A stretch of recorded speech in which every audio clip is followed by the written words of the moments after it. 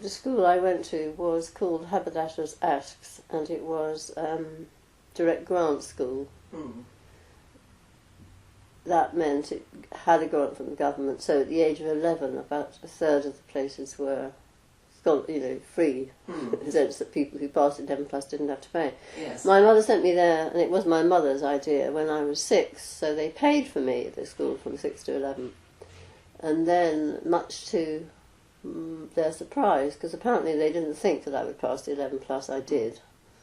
And I stayed there until I was 16, but I absolutely hated the school. It was a girls' school, it was very conventional. You weren't allowed to have opinions of your own, it was terribly regulated. And I was really quite unhappy there. What, you say it's very regulated. Can you remember what sort of expectations they had of what girls would do when they left school?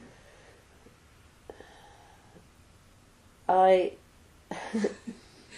mean, in terms of what was sort of... No, I mean, I think the whole of my formal education was very unclear about what it was that women were supposed to do. On the one hand, obviously women were supposed to be educated, but on the other hand, they were supposed to be wives and mothers.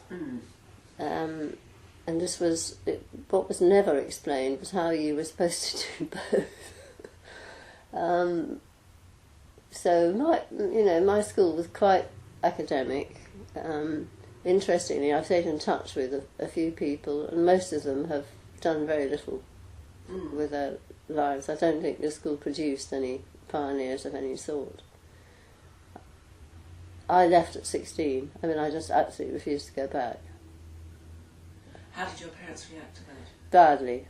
But I said I wasn't dropping out of education. I said